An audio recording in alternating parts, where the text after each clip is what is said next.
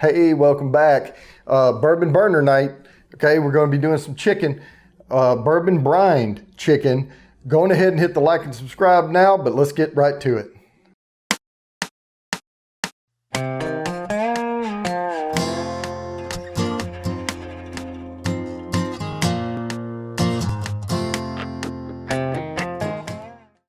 Hey guys, welcome back to the Bourbon Bounty Kitchen.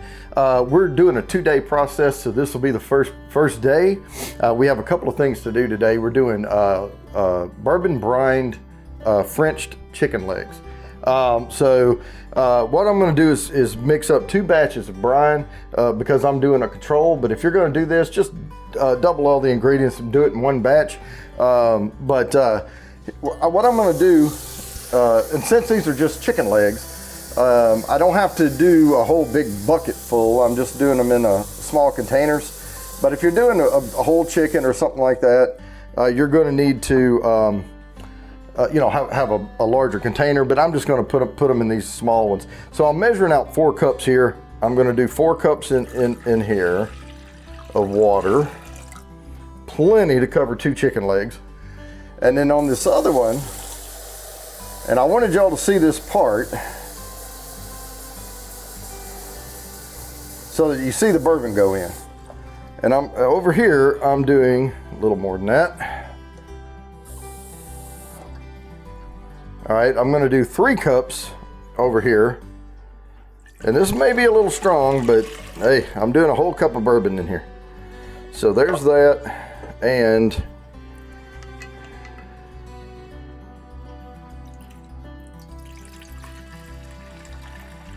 with this $10 benchmark,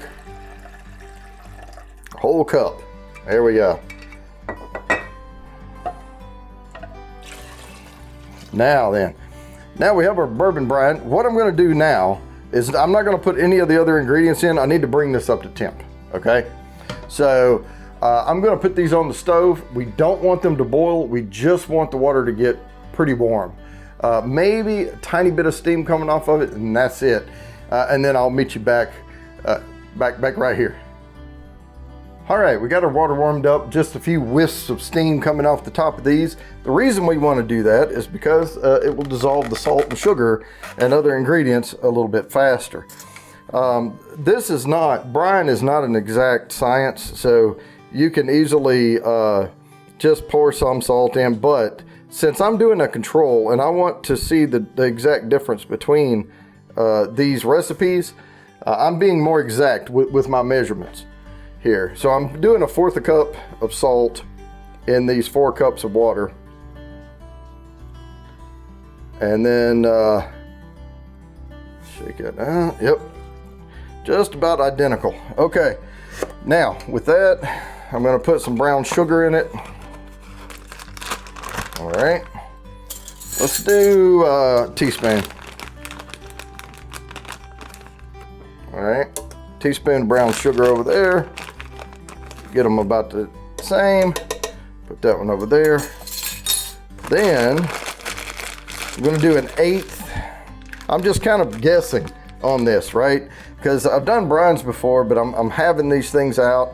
So, but again, it's not an exact science. So I'm going to do 1/4 teaspoon of the dry mustard, slightly heaping.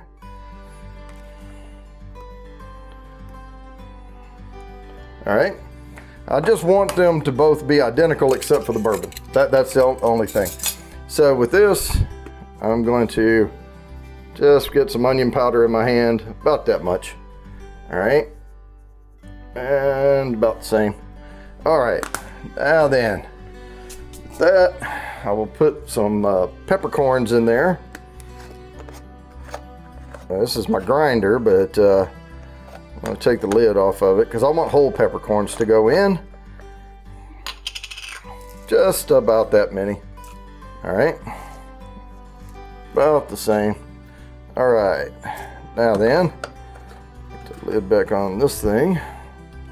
Okay. Now I have the whole peppercorns. Be right back. Forgot to get my orange ready. All right, so no matter what you do, don't forget to put some citrus in here. Now, for this type of recipe, I like using an orange instead of a lemon. You're not gonna use this liquid or anything, so just quarter your orange or even eighths, doesn't matter. Just get some exposure here and drop these in. And that warm water will pull that orange flavor out. And I'm just gonna do, you know what, no reason to waste this. Doesn't matter, I'm gonna put the whole thing in. Now, when you get finished with this part, you don't have to leave these oranges in there when you go to the regular batch, but you can, doesn't matter. The zest of the rind, you know, when that warm water, it'll pull that orange flavor out in there. Now, what I want to do is take a spoon and stir around to get my ingredients to dissolve. See if I can see. Yep, still see a little granules in there. Keep stirring. It's kind of like making simple syrup. You know, you want to stir around until the sugar's dissolved. And in this case, salt and brown sugar. That's looking pretty good right there. Let's see what I have over here. Okay, I ain't got to do it. Now, the next step while this is kind of cooling off is we're going to French some chicken. All right, guys, we've got 4 chicken legs here, roughly the same size. I've got 2 a little larger, 2 a little bit smaller. It's just what came in the package. So I'm gonna put 2 of these in one and 2 of these in the other to French a chicken leg. All right, all it means is you cut around here on this part, make sure you get through the tendon, and once you get this part cut down all the way around next to the bone, take a towel, or in this case I like to use paper towel because if I were a professional chef I would have a towel I used all the time, and you put this over the end and you twist. All right, and that's a Frenched chicken leg, and what we'll do when we cook them is we're going to flatten them down like this, leave that bone exposed. It really doesn't do much, it's for appearances, and that's it. And after they're cooked, and I'll tuck these tendons down and clean it up a little bit, and when we're ready to smoke them or however we're going to cook them, I'll make sure that everything looks good, and when they're done you'll see the finished result of them, and it's a really nice appearance to the chicken legs. All right, so with that, I'm going to do the rest of these and I'll meet you back here after that. All right, our chicken legs are Frenched.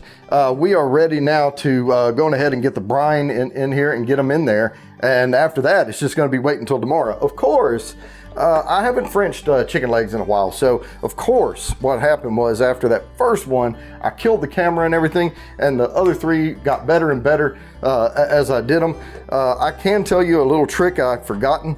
When you cut around the bone, go from the back side forward, get that knuckle over here on this side, then grab it with the towel and twist it, right?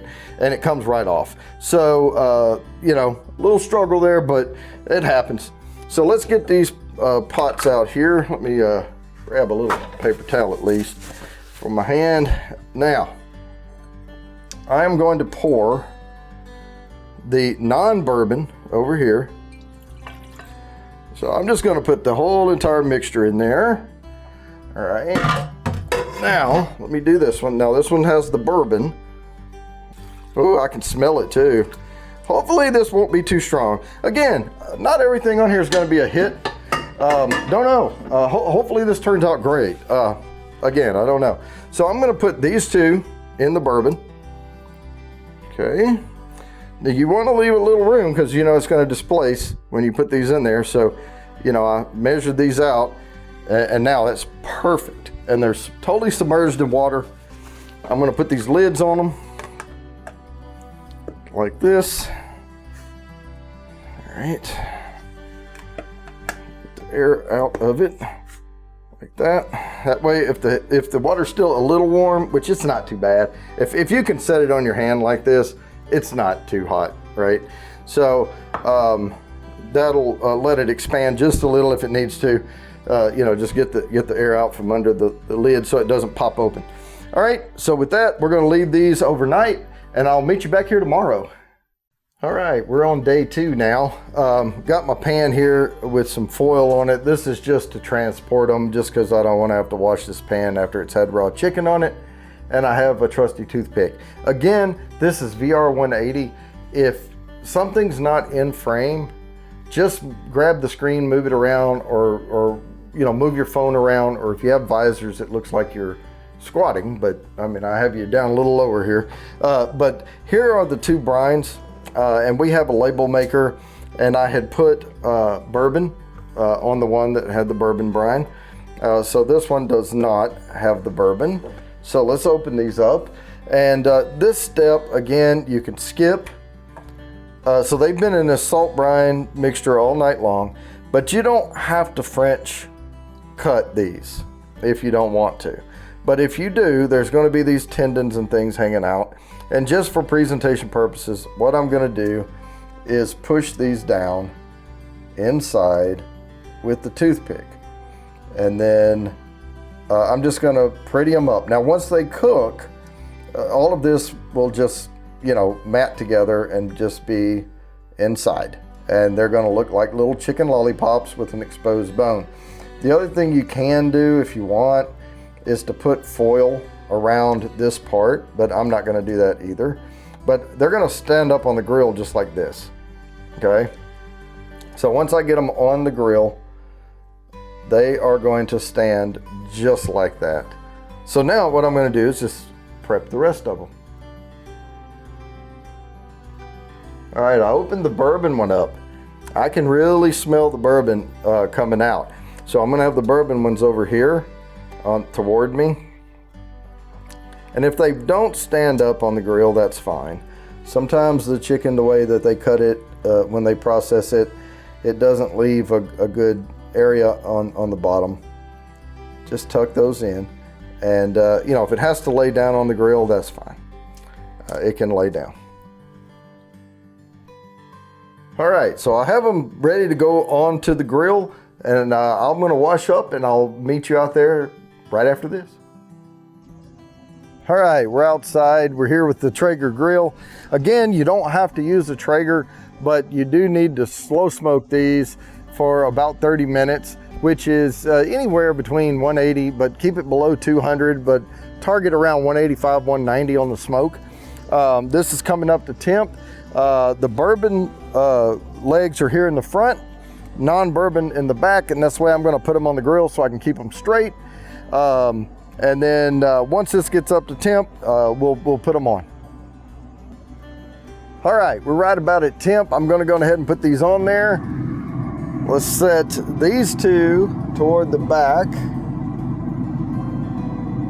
just like that. And I'm gonna set the bourbon ones, and I'm not sure this is gonna stand up for us, but we'll see. Nah, maybe. Not quite. I'm gonna have to lay that one down. But that's the bourbon one, and that's the bourbon one. All right, now we're gonna let these smoke for 30 minutes. All right, we got about a minute and a half left on this 30 minutes. So I'm gonna go ahead and start kicking this thing up to 350 degrees and then let it come up to temp. It might take it a couple of minutes to get there, but let's go ahead and take a little peek at them. Yep, they all fell over, but that's okay. They got the smoke. Now they're gonna go 350 for another 30 minutes. Once the thing comes to temp, I'll start timing the next 30 minutes, and then we'll take them off the grill. All right, it's been 30 minutes. I have my 2 colored plates here. I'm gonna put the bourbon wings on this one and the non-bourbon brined ones over there. Let's go ahead and look at these. I'm sure they're getting really close to done. Oh yeah, no more blood coming out. The bourbon ones are up front. So let me lay these over here. If I can grab it. Oh yeah, that looks good. All right, let's put this one over here.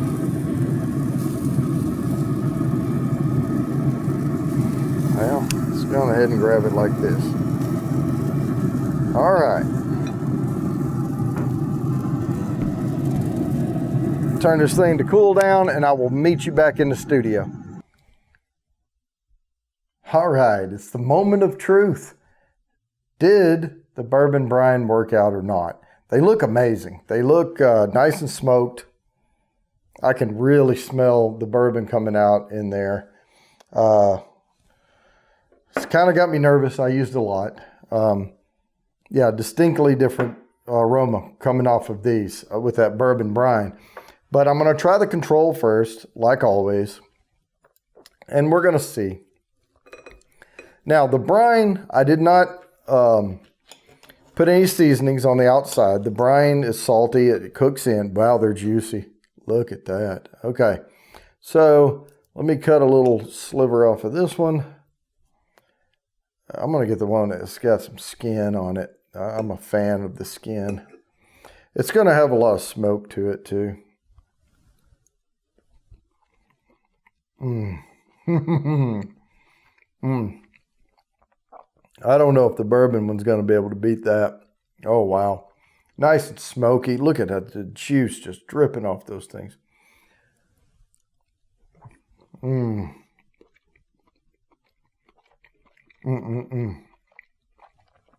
Yeah, I don't know. I have my reservations because that is a good flavored chicken. You don't need seasoning on the outside when you brine like that. Oh, wow. That is so good. All right, moment of truth. Here we go.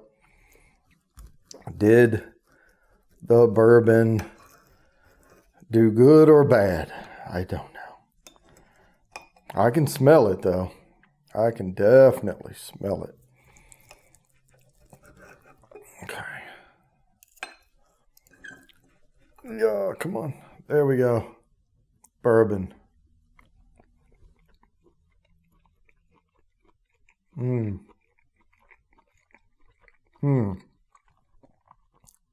Damn. We did it again. Wow. Get a little one with some skin here. Try that. Wow, we did it again, guys.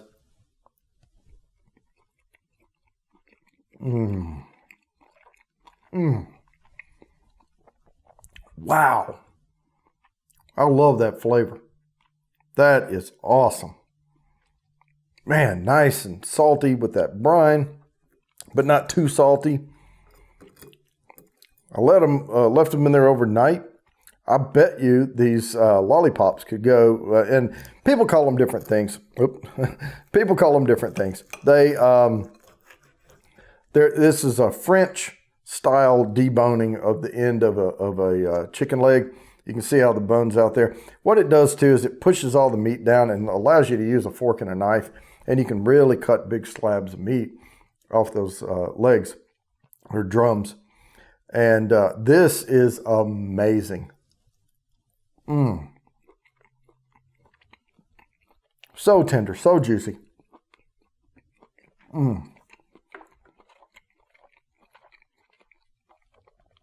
Just the right amount of smoke. And that bourbon gives it this, I don't know, it's a darker flavor to it, and it's so good. And you can tell these smoked, they absorb the smoke a little better than these other ones. They're darker in color. And part of that's the brine. The brine was darker when I put them in it. They are so fantastic. I love cooking with bourbon. I just haven't done it much in the past, and I started this series and I thought, why not? Let's give it a try. And I tell you what, except for the bourbon soaked bacon without sugar, it took away from the saltiness of the bacon.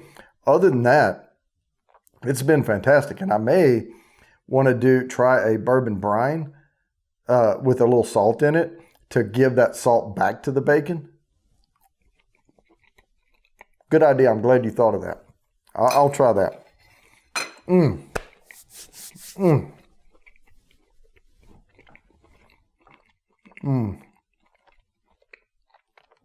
going to post a recipe down below If you're just doing one batch, of course, I did a control.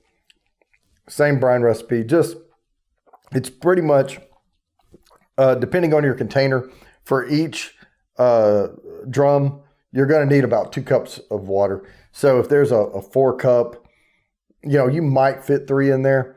But, you know, the water, you know, has to cover everything. So roughly about 2 cups of water per chicken leg. You don't have to French cut these or turn them into lollipops, but they're just pretty when you do that. And some people put foil around the bones to, you know, keep them from getting dark spots on them, but I kind of like it. Looks good.